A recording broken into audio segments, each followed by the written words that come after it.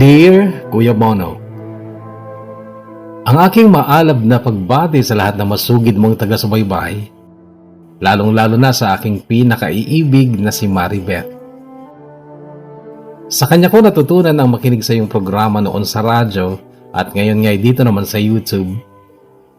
Magkalayo kami ni Maribeth ngayon, Kuya Bono, ngunit kahit libo-libong milya ang layo namin sa isa't isa, ay wala pa rin akong hinahangad kundi ang mapaligaya siya. Lubha ko siyang iniibig, Kuya Bono, kaya't normal lamang sa akin na magkaroon ng ganitong hangarin. Mapangiti ko man lamang siya ay lubos ko na rin ikinaliligaya.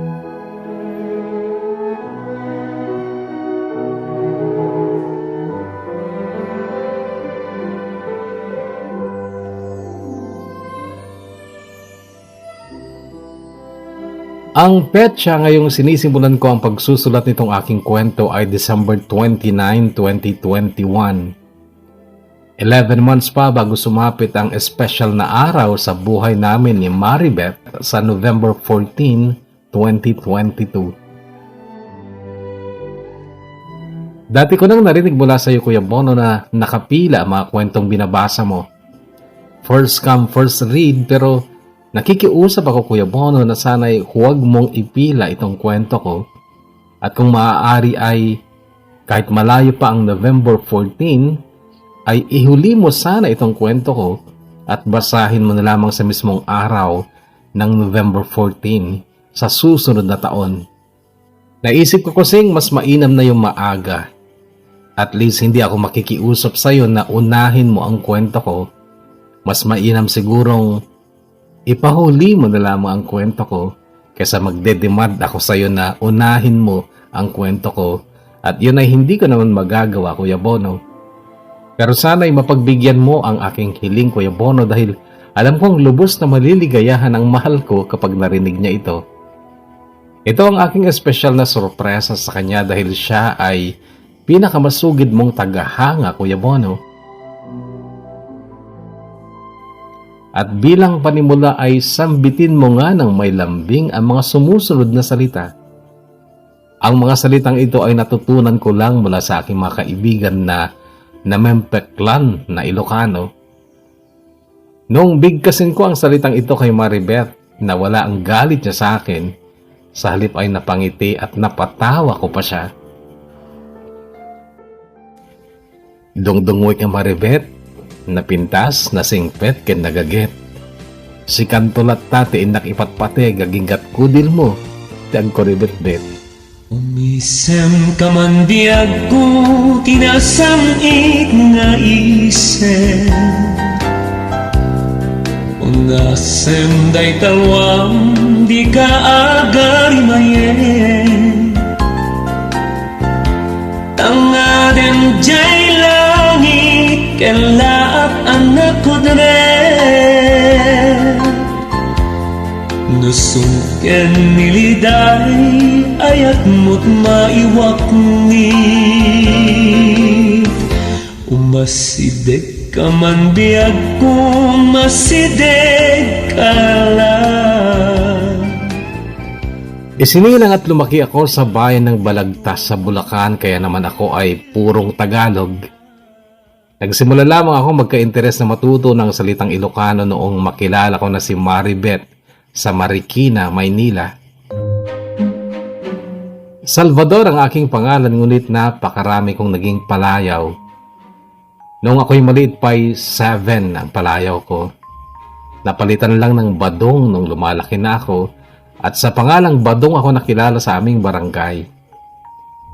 Noong magbinatan na ako at nagkaroon pa kami ng barkadahan na binubuo ng mga lalaki at babae ay pinangalanan naman nila akong Sal. Kaya lang ay naging katatawanan ng palayaw na Sal dahil noon ay lagi kong kasama ang mga kaibigan kong sina Junjun, Matmat at Ronron. Inuulit-ulit ang mga pangalan nila kung napansin nyo. Junjun, Matmat at Ronron.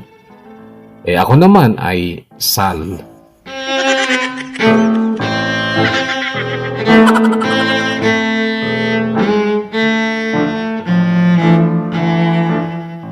Noong magtrabaho ako sa Valenzuela City, binigyan ako ng boss ko ng palayaw na Ador. Palayaw daw ng kanyang mahal na lolo noon.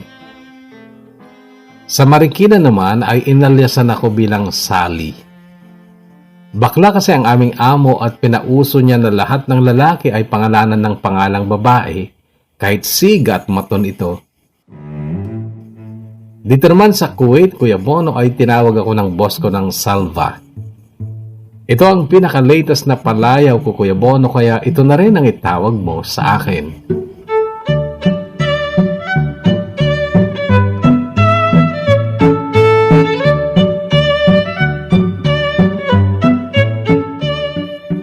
Noong kasagsagan pa ng pandemya, sinabi sa akin ni Maribeth na mayroon ko ng YouTube channel kung saan nagbabasa ka ulit ng mga bagong kwento. Mayroon kaming collection ng mga lumang kwento mo noong DJ ka pa sa radyo.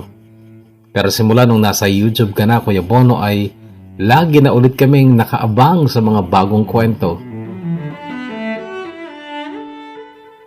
Napuna ko lang, Kuya Bono, na ang mga magagandang kwento kadalasan ay mula sa mga taong nagmula sa wasak na pamilya o broken family. Ako po kasi ay hindi. May pagmamalaki ko ng aking ama't ina ay binigkis ng pagmamahalang hindi napugnaw ng kahit anumang pagsubok. Matatag sila sa kanilang relasyon, labis nilang mahal ang isa't isa, at lagi silang sabik sa bawat isa. Kaya naman, ang kanilang mga anak ay umabot sa 15.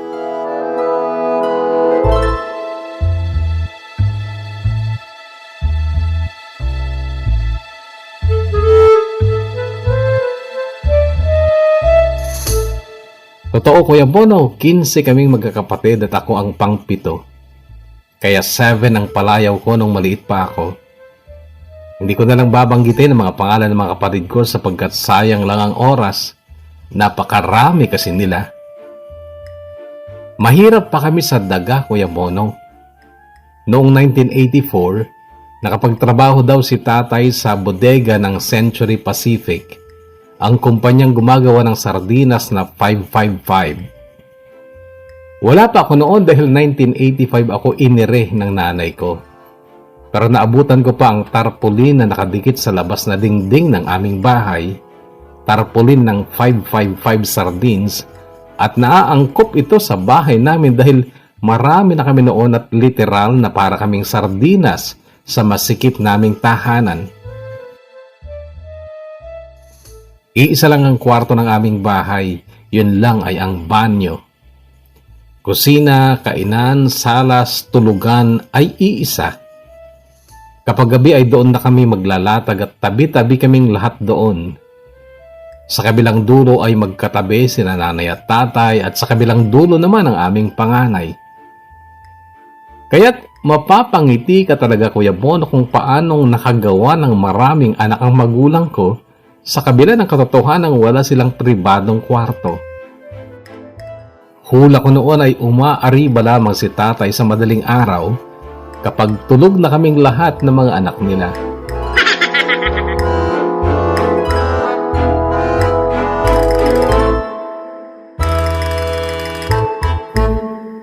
Dala rin ng kahirapan ng aming buhay noon, Kuya Bono, ay hindi nauso sa amin ang mataas na pinag-aralan. Sa maniwala ka't hindi, sa aming 15 magkakapatid ay ako ang may pinakamataas na narating. Dahil naranasan ko makatapos ng high school at nakapag-aral pa ng vocational course na carpentry noong 19 na ako. 6 na taon kasi ang inabot ko sa high school, Kuya Bono, dahil noon ay pahinto-hinto rin ako. Kaya lang nung matapos ako ng carpentry na vocational ay wala namang tumanggap sa akin sa construction bilang karpentero dahil bata pa daw ako at wala ding karanasan. Kung ano-ano lang ang trabaho naming magkakapatid noon.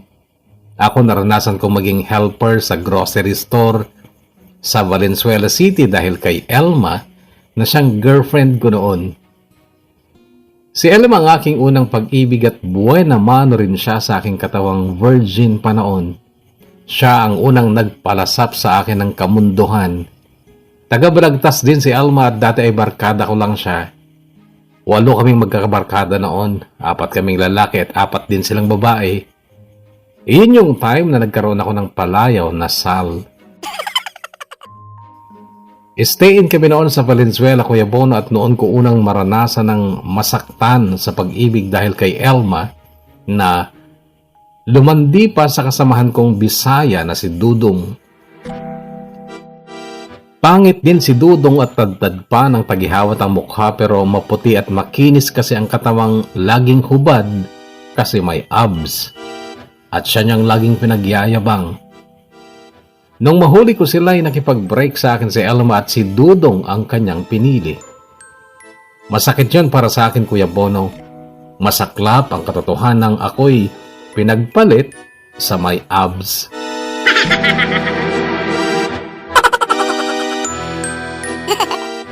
Umuwi na lamang ako noon sa balagtas na wasak ang puso at napagbalingan ko naman ang isang dati naming barkadang si Melay na mas pangit pa sa akin pero pinaglaruan lang din ang damdamin ko at tinangka pa akong hut-hutan ng pera.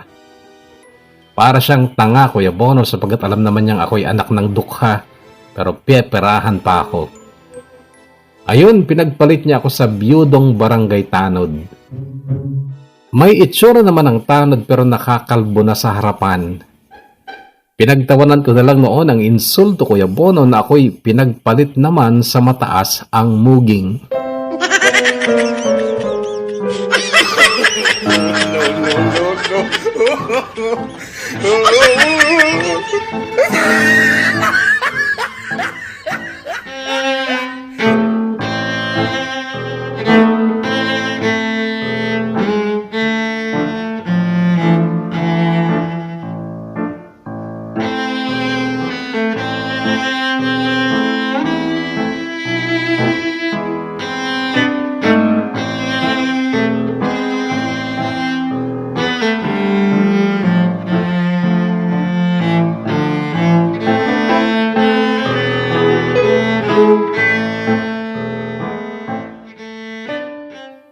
Hindi nagtagal ay isinama ako ng kuya ko sa Marikina at ipinasok akong helper sa isang grocery store din. Okay naman sa grocery store dahil mabait ang boss namin si Ma'am Odette. Pero isang araw ay dumating ang kanyang kuyang bading na si Sir Itoy at siya ay umarbor ng isang boy upang maging katulong daw sa binuksan niyang furniture shop. Ang sinabing magiging trabaho ay tagabuhat daw ng mga tabla, assistant ng karpintero, tagalinis ng pinagkataman at tagapag-ingat ng bodega. Siyam kaming boy sa grocery store noon pero walang nagtaas ng kamay, liban sa akin dahil tapos ako ng vocational course ng carpentry at naisip kong baka doon na ako makakuha ng karanasan bilang karpintero. Mabait at masayahin si Sir Itoy. Tapos siya ng kursong interior design at nakapag-abroad daw sa Saudi kung saan siya nakaipon ng kapital. Palabiro si Mang Reynaldo na karpentero pero Reyna ang tawag sa kanya ni Sir Itoy. Minsan ay hinunta siya ni Mang Reynaldo. Ang dami mo sigurong naipon sa Saudi noon, Sir, ano? Sabi ni Mang Reynaldo, ay oo, madami. Katas ng Arabo. Si Mang Nanding naman na karpentero din ay pinangalanan niya ng Nadine. Karpentero din si Kuya Victor at ang palayo namang ibinigay sa kanya ay Ate V. At ako nga ay Sally. Sally, that girl.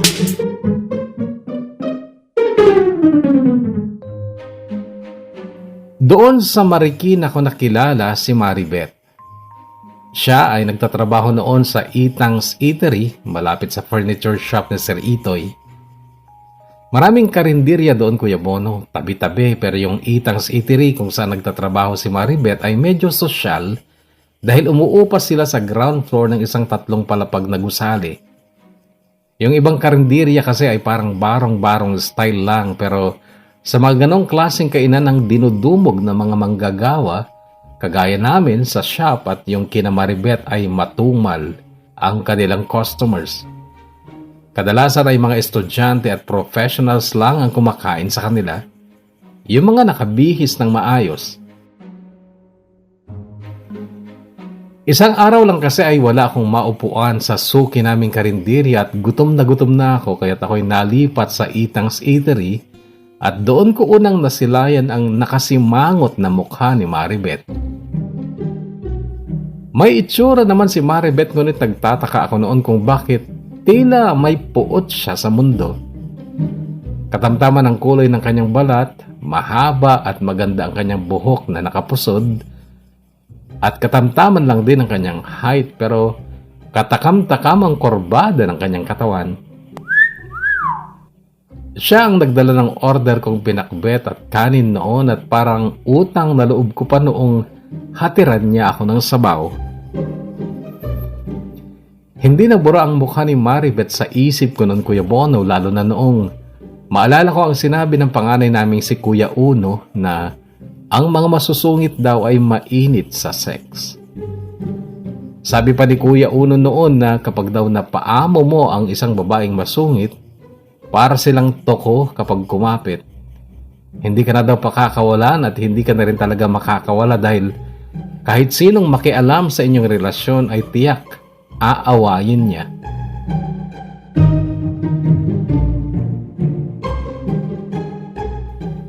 Dahil doon ay naging porsigido akong mapaamo si Maribeth. Tuwing tanghali ay sa kanila ako kumakain pero nag-aayos muna ako bago ako mananghali. Kung minsan kapag madumi ang damit ko ay nagpapalit pa ako para lamang hindi ako maging alangan sa kainan na yon. Sinimulan ko ng ngiti at pagbati ng hi kay Maribeth. Matamis ang ngiti ko pero inismiran lang ako at lalo pang hahaba ang nguso sa pagbusangot. Natatawa lang ako kapag ganon dahil ang takbo talaga ng isipan ko ay kagaya ng sinabi ng Kuya Uno ko. Araw-araw tuwing tanghali binabati ko si Maribeth. Pinakikitaan ko siya ng masayang ngiti kahit ang mukha niya'y sambakol sa pagkasimangot. Hindi ako sumuko lalo na nung magtagal pa'y na-inlove na ako sa kanya. Lagi na siyang laman ng isipan ko lalo na kapag gabing malungkot at pinaliligaya ko ang sarili ko sa pamamagitan ng panggagahasa kay Maribeth sa imahinasyon ko.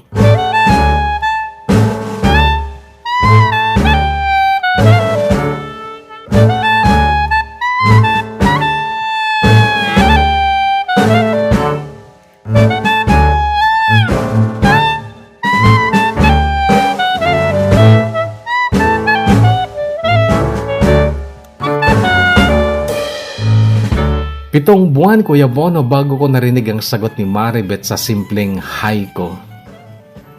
Hi din. Sagot niya pero nakasimangot pa rin. Ba't ba parang galit ka sa mundo? Tanong ko pero hindi niya ako sinagot. 3 araw pa ulit ang dumaan bago siya sumagot ulit sa hi ko. Siya noon ang tagatakal ng ulam. Hi din. Ganun lang ang sagot niya pero noon ay tinanong ko ang pangalan niya. Kasi hindi ko pa talaga alam noon kahit 7 buwan na akong suki sa pinakbet at igado nila. Mga putahing Ilocano daw yon dahil Ilocana si Itang na siyang may-ari ng karinderya at ang misteritong siya nilang kusinero. Bet. Maikling sagot niya noong tanungin ko ang pangalan niya. Bet, pa-order ulit ng pinakbet. Nakangiting sabi ko at para akong nanalo sa loto nung makita kong sumilay ang ngiti sa labi niya. At gumanda siya, Kuya Bono, sa pagkakangiti niya. Pero biniro ko ulit siya. Oh, ba't kang ngumiti? Huwag kang ngumiti, Bet. Hindi bagay sa'yo. Sumimangot ko na lang ulit. Sabi ko pero hindi na napugnaw ang ngiti niya. Baliw ka, sabi niya. Tama ka, Bet. Baliw ako. Baliw na baliw ako sa'yo. Tila adda. Mag-order kakit din. Narinig kong sabi niya at hindi ko yun naintindihan. Oh, ba't nag-aarabo ka? Dumbbell, hindi Arabo yun. Ilocano yun. Anong ibig sabihin nun? Sabi ko mag-order ka na. Nag-order na ako Bet. Pinakbet. Noon ay narinig ko na ang tunog ng tawa niya. Napatawa na rin ako pero muling sumeryoso nung lumabas si Aling Itang na nakasimangot din. Pero yun Kuya Bono ang naging simulan ng masayang ugnayan namin ni Maribeth. Dahil sa kanya ay hindi pa ako nagbigay ng pera sa mama ko nung sumapit ang sweldo dahil bumili ako ng China phone para lamang makatext ko si Beth.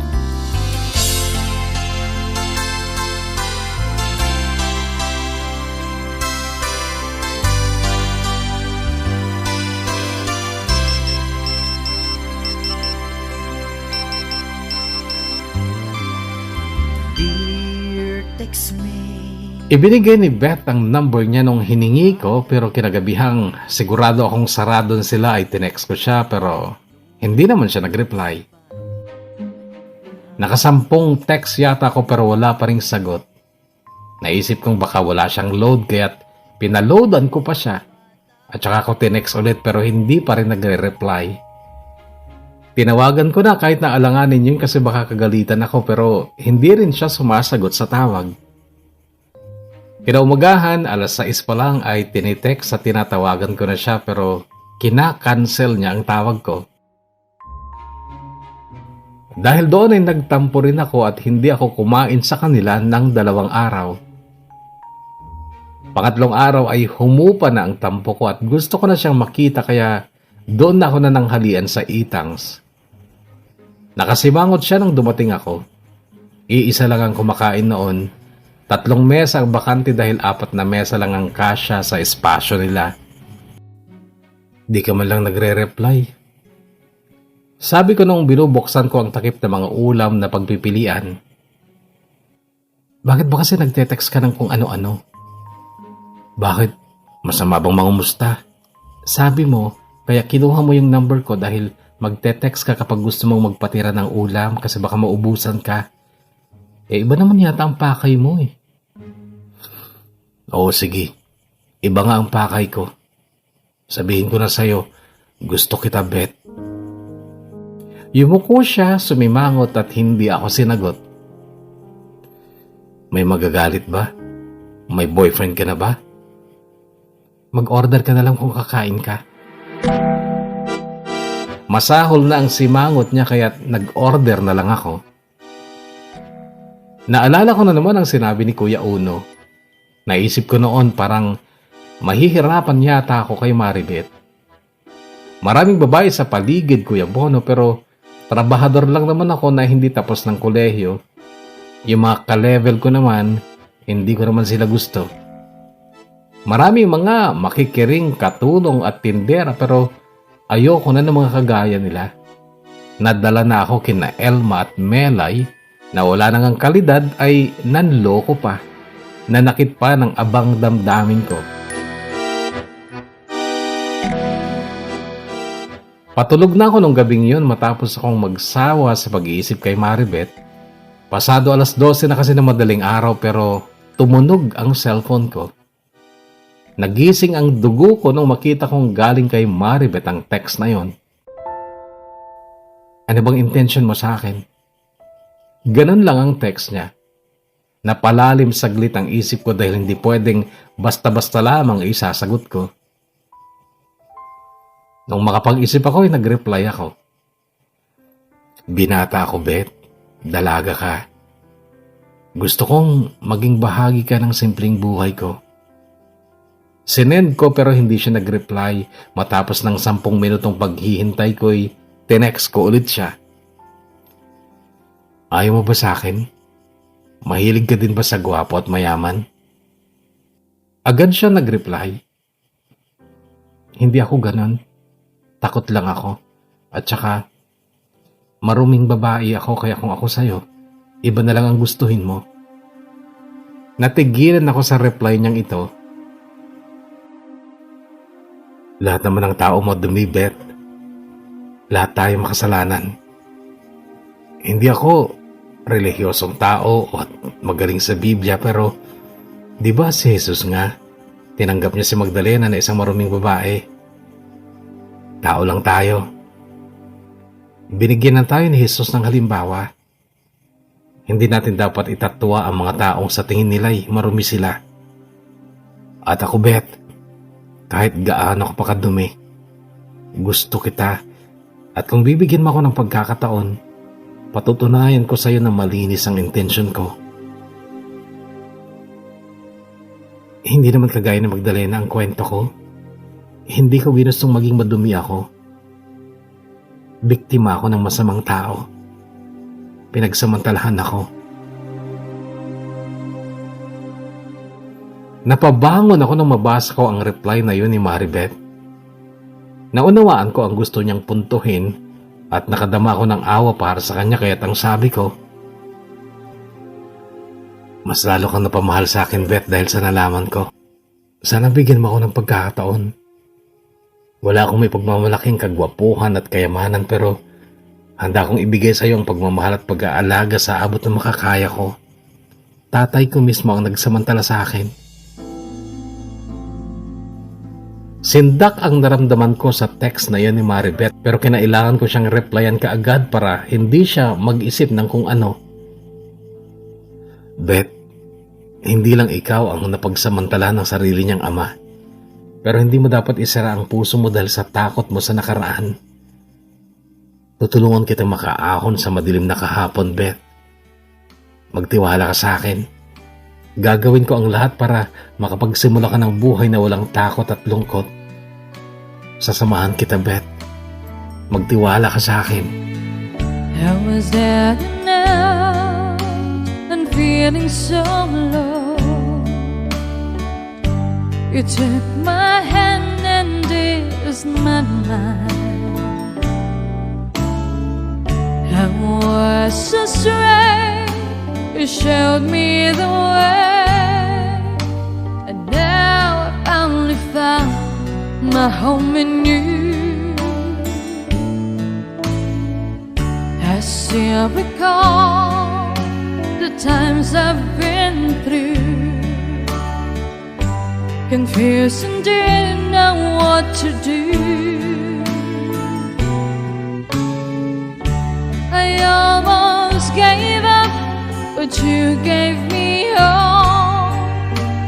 You've made me strong as the days went on.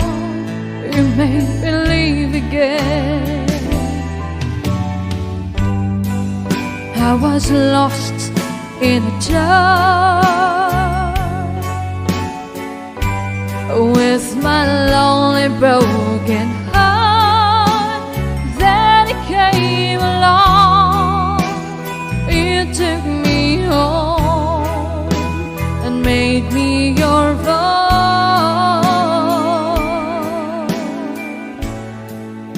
Hiniling ni Beth na sana ay huwag ko daw ikwento sa iba ang nasabi niya tungkol sa nakaraan niya. Nangako naman ako, Kuya Bono, at mula noon ay lagi na kaming nagte-text tuwing umaga at gabi, pero hindi pa rin niya ako sinasagot.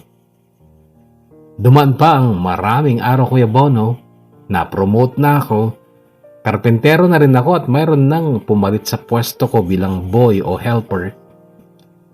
Edad 24 na ako noon, Kuya Bono, at sabi ng mga Reynaldo ay bata pa raw ako para maging ganap na karpentero. Pero pinatunayan ko sa kanila na kaya ko.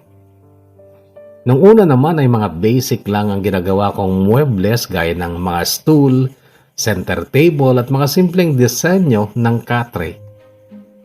Unang gawa ko ng katre noon ay sinipat ni Mang Nading na siyang nakatoka talaga sa paggawa ng mga katre. Inuga-uga pa niya ang ginawa ko at ang sabi, "Pwede na, Sally. Maswerte ang makakabili nitong unang gawa mong paraisong parihaba." Napangiti ako sa salitang iyon ni Mang Nading. Paraisong parihaba? Ulit ko pa. Abay, oo. Sa mga mag-asawa, lalo na sa mga bagong kasal, ang kama o katre ay isang paraiso. At ito'y parihaba, di ba? Kaya't paraisong parihaba ang tawag ko dyan.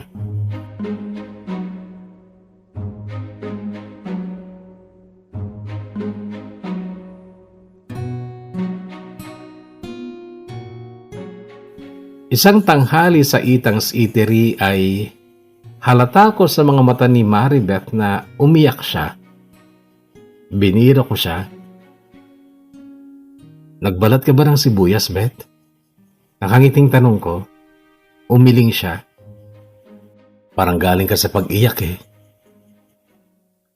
Uuwi na ako sa Cagayan bukas. Ha? Bakit? Basta, kailangan ko nang umuwi. Nung makita kong parating ang boss niyang si Aling Itang ay umorder na ako, pero binulungan ko siya. Mag-text tayo mamayang gabi.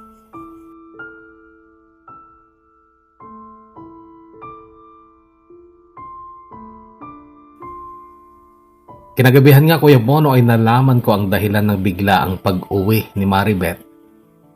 Wala na daw kasama ang nanay niyang may sakit pa dahil ang nakababata niyang kapatid ay nagtanan.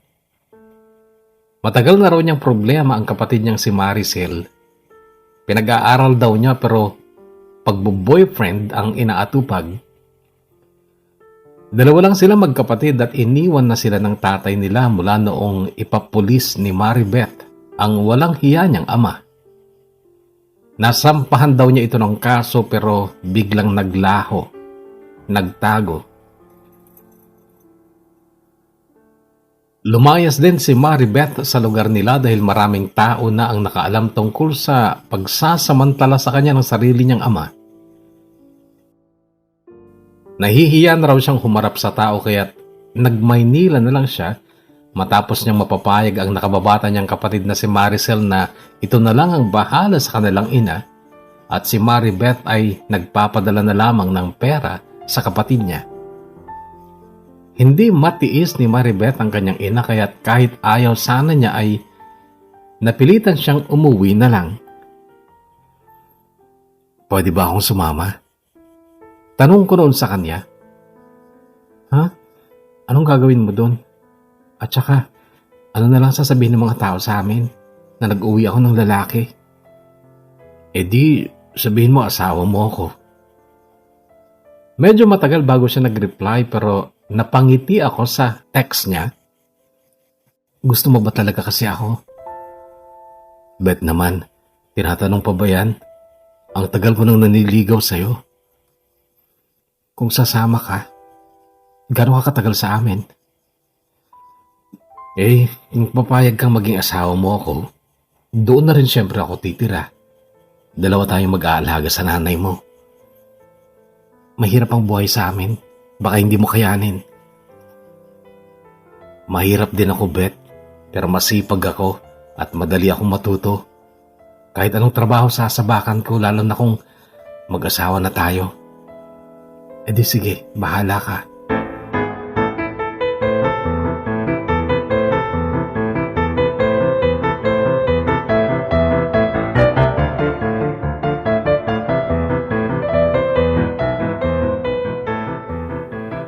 Halos mapalundag ako noon sa tuwa, Kuya Bono, lalo nung mag-text pa siya ng ganito.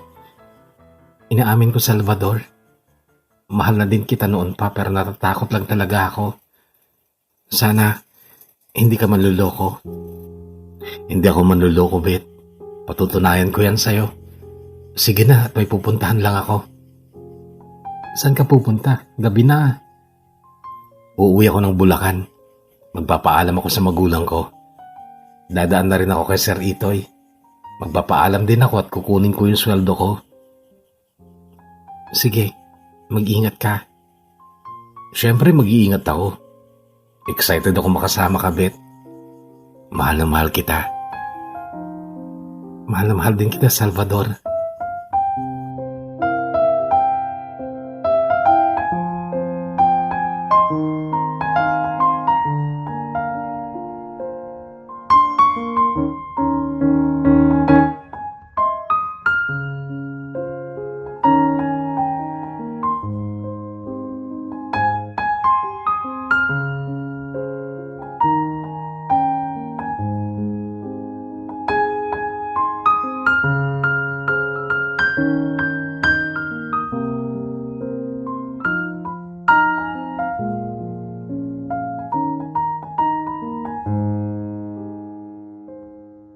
Hindi nagulat ang magulang ko sa sinabi kong mag-aasawa na ako dahil may mga kapatid akong lalaking 16 pa lamang ay nagsipag-asawa na.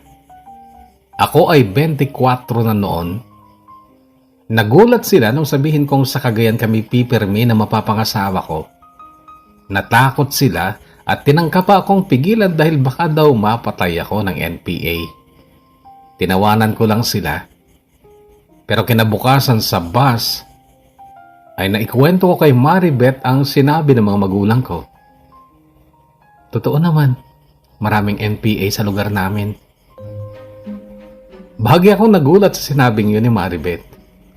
Pero hindi naman sila nang aano kung wala kang ginawang masama. Kaya ng siguro, pag niloko mo ako, aanuhin ka nila. Nakangiting sabi niya at alam kong nagbibiro lang siya. Pero ang sabi ko, hindi naman kita lulukohin eh. Mahal na mahal kaya kita. Sabi kong parang pabulong lang dahil marami kami sa bus. Alam mo, Salvador, ang tiyaga mo namang magbigkas ng buong pangalan ko, Bet. Paiksihin mo na lang. Ano ba kasi palayo mo? Mahal. Napangiti siya at muli ay naligayahan ako. Ewan ko, Kuya Bono, kung bakit ang saya ko kapag napapangiti ko si Maribeth. Kaya lang napakahaba ng biyahe, Kuya Bono. Hirap na hirap ako dahil hindi ako sanay ng matagal na nakaupo. Kapag hindi ako pinagpawisan ay parang sumasakit ang katawan ko. Madaling araw kami umalis ng Maynila. 4:00 ng hapon nung makarating kami ng Tugigaraw. Sumakay pa ulit kami ng van papunta sa bayan ni na Maribeth.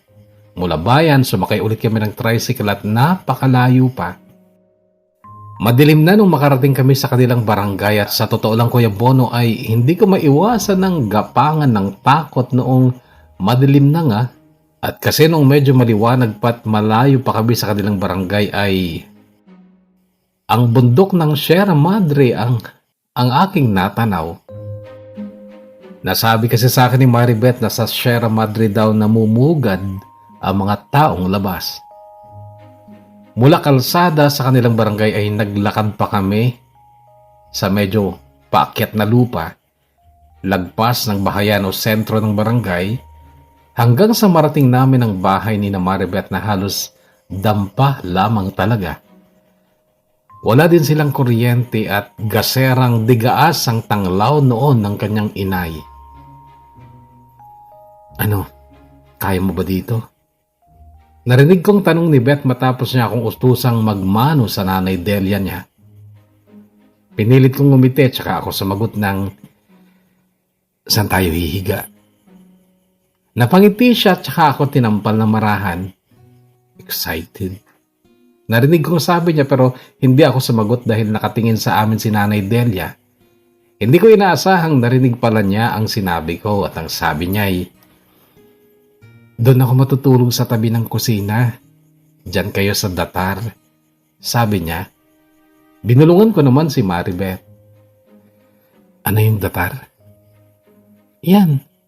Turo niya sa akin sa sahig na kawayan na siguro isang pie ang taas mula sa lupang sahig na parang salas nila. Lupang matigas na at kulay itim. Sinilip ko ang tulugan. Wala itong pintuan. Mayroon lang kortinang tela. May lumang Jura box at patong-patong na karton sa isang sulok kung saan nakasandal ang isang nakarolyong banig. At alam kong sa banig na yon magaganap ang unang pakikidigma ni Senyor Ador kay Senyora Maribeth. Sabi ko noon, ayos na yon. Banig-banig muna. Pasasaan ba't pagdating ng araw ay magkakaroon din kami ng aming paraisong parihaba.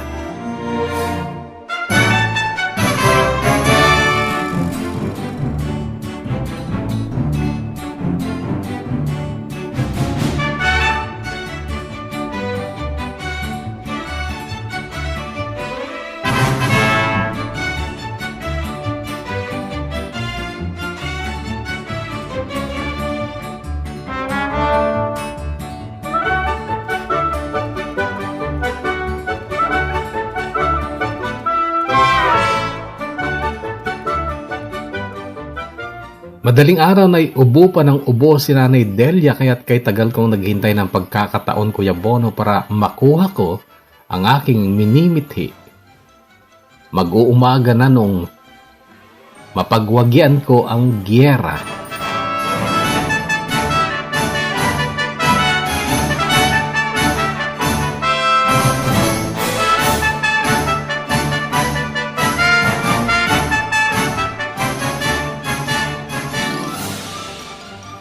Pinilit kong gumising kahit mapdi ang mga mata ko dahil sa puyat sapagkat ayokong isipin ni Nanay Delia na porket galing na Maynila ay batugan na at tanghali na akong bumangon. Nagdasal ako noon bago tumayo mula sa banig. Nakatanaw ako sa bintana habang nagdadasal at hiniling ko lang sa Diyos na pagtibayin niya ako sa hamon ng buhay na naghihintay sa akin sa probinsya. Naging napakahirap Kuya Bono dahil wala naman akong alam sa pagsasaka. Nakipagkaibigan ako sa mga tao sa barangay at nagpaturo sa mga gawain nila. Mahirap sa mahirap pero yung hirap ay ginawa kong inspirasyon dahil may pangako ako kay Maribeth na anumang mangyari ay hindi kami maghihiwalay at magsasama kami sa hirap kahit walang ginhawa. Sa pagdaan pa ng maraming araw ay natuto akong mag-araro, magtanim ng palay, gulay, mais, kapalit ng kakarampot lang na sweldo.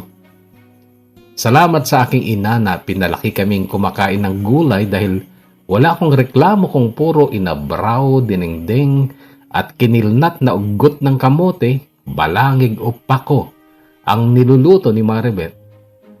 Lalagyan lang ng bagong at kamatis o kaya perresan ng kalamansi, solve na.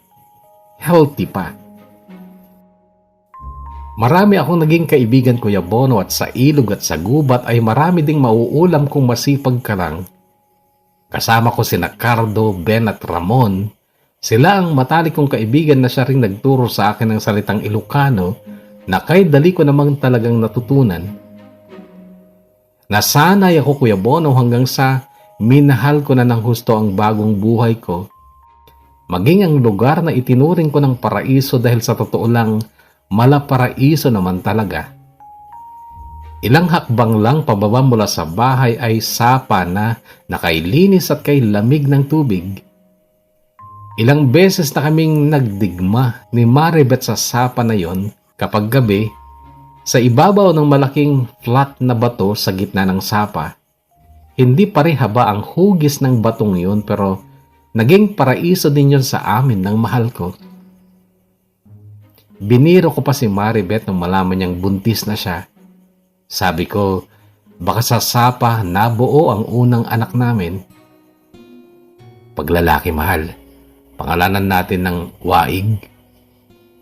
Natawa siya noon. Kung babae, di sapa.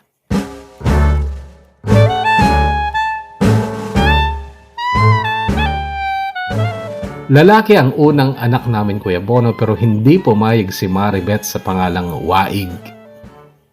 Pinangalanan niya itong Rocky mula daw sa salitang rock o malaking bato.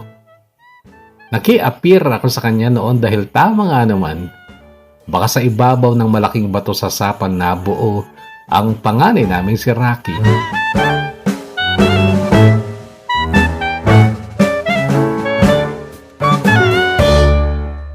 Humirap lalo ang buhay namin nung may anak na kami.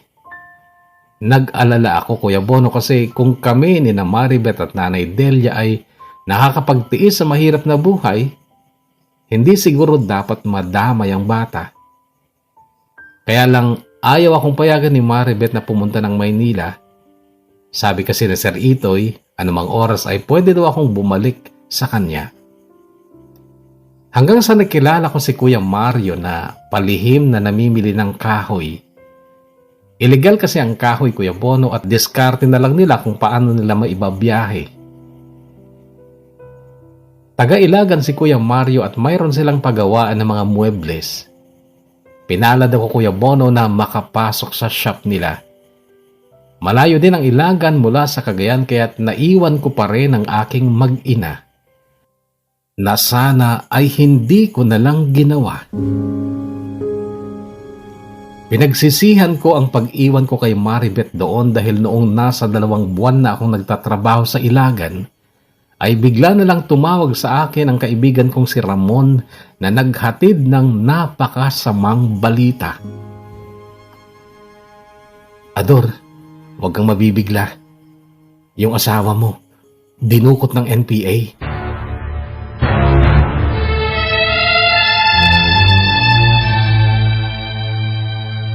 Kung pwede ko lang liparin ng kagayanon, Kuya Bono, ay ginawa ko na. Hindi ko makakalimutan ang araw na yon na sa napakahabang biyahe ay parang wala sa katawan ko ang kaluluwa ko dahil takot na takot ako sa maaring mangyari sa asawa ko. Nadatnan ko si Nanay Delia na siyang nag-aalaga sa anak namin ni Maribeth. Umiiyak siyang nagkwento. Gabi daw noong dinukot si Maribeth at narinig na lang niya ang hiyaw at iyak ng asawa ko, pero pagbangon niya'y malayo na ang mga dumukot kay Maribeth. At dahil madilim ay hindi niya ito nakita.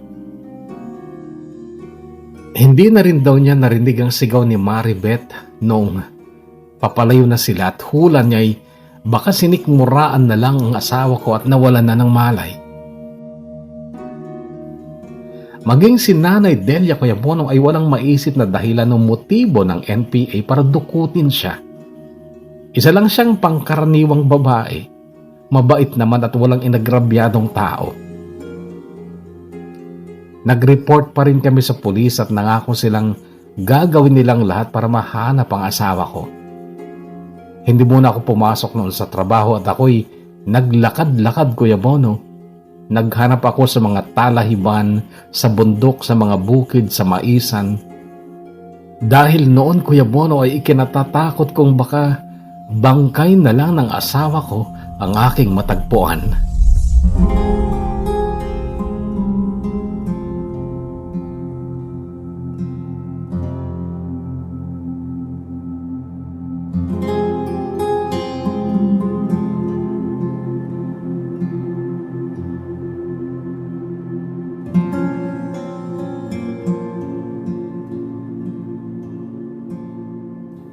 Ginabi ako ng uwi noong galing ako sa paghahanap kay Maribeth. Pasado 8:00 na ng gabi at ako'y hinang-hina na rin dahil bunga lang ng manggang hilaw ang nakita ko sa gubat na siya kong kinain ng tanghalian. Pero pagpasok ko ng bahay ay nanlaki ang mga mata ko sa nakita ko. Pero kasunod kaagad noon ay ang pagbalong ng mga luha ko dahil asawa kong nagpapadede ng baby namin ang nakita ko sa ibabaw ng banig.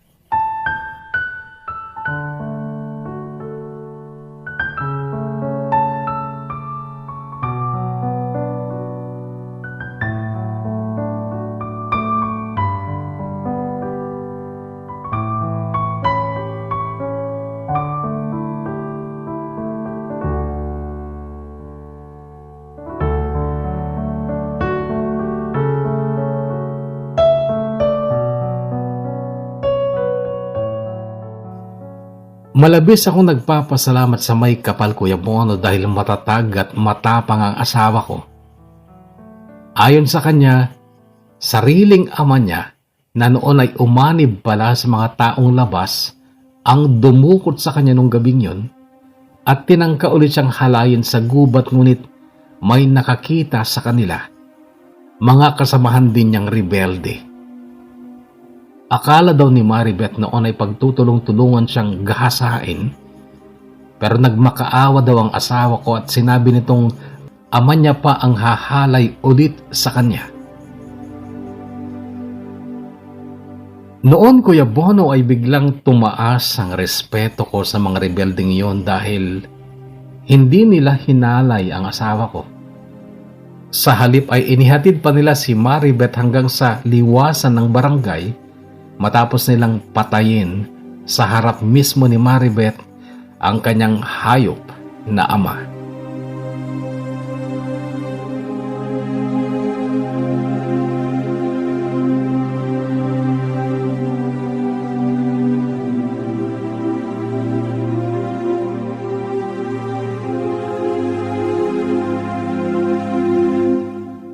Mula nung matiyak kong okay na ang asawa ko ay bumalik na ako ng Ilagan. Umuwi ako pag hapon ng Sabado at hapon ng Linggo ay babalik na naman ako. Bago nabuntis si Maribeth sa aming pangalawang supling ay nagpakasal kami sa opisina ng mayor noong November 14, 2014.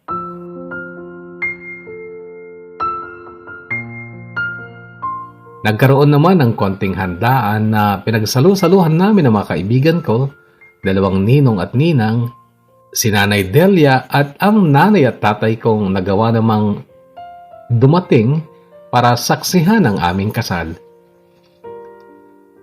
Mahigit 3 taon ako sa Ilagan noong ayain ako ng kapwa ko karpentero na mag-abroad dito sa Kuwait. Anak niya ang interior designer dito kaya madali kami nakaalis.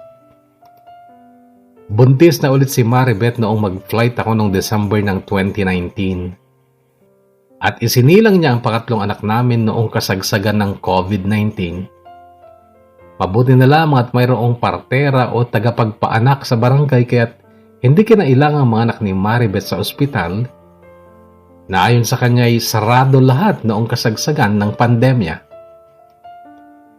Nakabili kami ng lote malapit sa bayan Kuya Bono at siyang pinatayuan namin ng simpleng bahay na may 3 silid. Hindi pa masyadong tapos kaya't inunawa ko ng asawa ko nang sabihin kong kailangan ko pang mag-extend para matapos ang aming bahay. Gusto ko kasing tapos na pag-uwi ko, kumpleto na at maganda na. Harinawa bago sumapit ang Pasko sa 2022 ay makauwi na rin ako dahil sabik na ako sa asawa at mga anak ko. Si Tata Doning na kasabay kong nag-flight noon ay matagal nang nakauwi at hindi na bumalik pa. Pero ang kanyang anak na si Sir John na interior designer namin ay nandito pa rin at napakabait naman kaya't maayos ang teamwork namin. Marami na akong design ng mga muebles na gagawin ko pag uwi ko Kuya Bono. Binilin ko si Maribeth na huwag siyang bibili ng mga furnitures dahil ako ang gagawa ng mga furnitures para sa bahay namin. Lalong-lalo na ang engranding paraisong parihaba namin.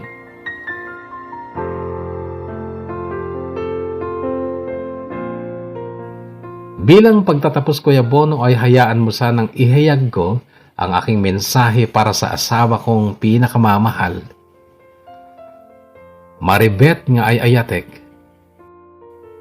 Aglap-lapusanan ti panagyaman ko ken apo ta imparabor na kakanyak. Dungdungwen ka unay-unay. Agyamanak ti panagayat ken dungom kanyak ken kadagiti putot ko. Siyak ti karagsakan nga pinarswaga putas sika iti misis ko. Naragsak nga pang-8 nga anibersaryo iti ayan-ayat ta. Haan ka kuma nga agbaliw uray kaano. Ay ayaten ka unay-unay. Tilakay mo nga mailiw unayen ken ka. Salvador.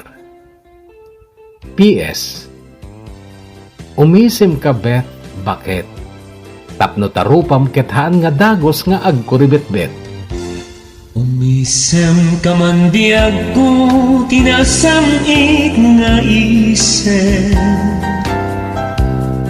Unasem day talwam, di ka agarimayen. Tangadem jay langit, kelaap anak ko dren. Nusungken niliday, ayat mo't maiwak ni. Umasideg ka man biyag ko, masideg ka lang. Umasideg ka dito'y tabilbilinen ka. Tanuitan ina kong sumina. Sumina at ditaarpad mong nga agmay-maysa.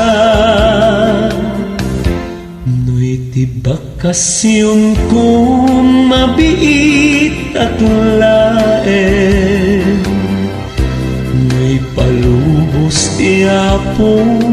pito lang at awen.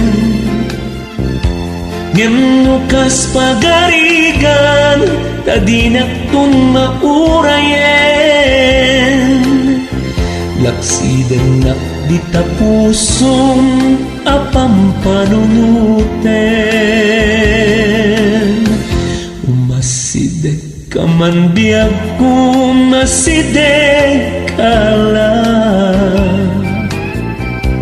Masidek ka dito'y tabilbilinen ka.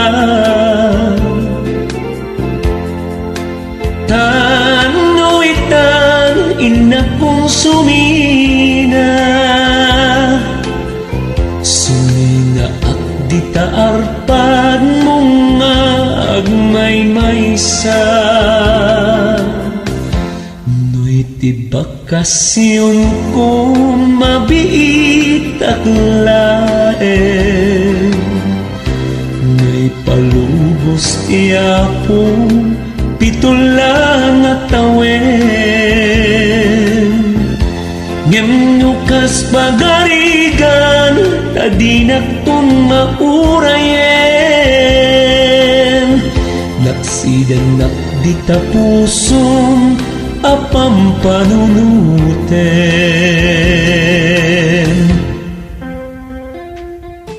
Kahugot na Salvador, una sa lahat maraming salamat sa pagbabahagi mo ng iyong napakagandang kwento ng buhay at pag-ibig sa ating programa. Sinabi mo na tumaas ang respeto mo sa mga rebelde dahil sa magandang ginawa nila sa iyong asawa. Alam mo, sabihin ko sa iyo ay tumaas naman ang respeto ko sa mga taga Balagtas, Bulacan dahil sa iyo. Dati kasi ay pangit ang pagkakatanda ko ng pangalan ng bayan na yan, Balagtas, Bulacan. Sapagkat nung fresh graduate ako sa college, ako at ang mga kaboardmate ko, ay na-recruit para sa trabaho sa Australia, fresh graduate. Although yung mga kaboardmate ko na mga kaibigan ko rin, mas matatanda sila sa akin. Sila ay miyembro ng isang religious sect na minority. Hindi kasi laki ng Catholic, INC, Saksi, hindi ganun, minority lamang.